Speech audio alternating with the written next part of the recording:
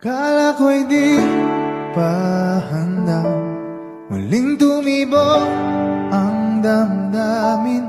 Ngunit bigla kang dumating sa buhay ko.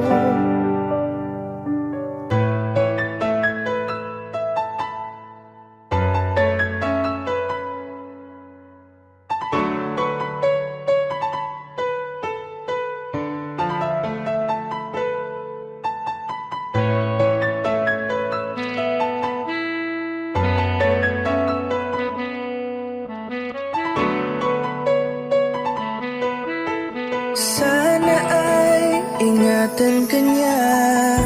Hindi ko kayang makitang lumuluha ka.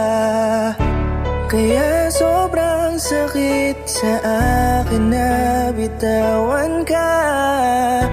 Ngunit ngayon ay hindi na pwede. Tayo'y napagod sa labay na talo. Kaya akin ang ipapaubaya ang puso mo sa kanya. Alam ko naman na siya na ang gusto mo, hindi ka lang nagsasalita. Pagmula nang tayo ay naghiwalay, ay iba na ang iyong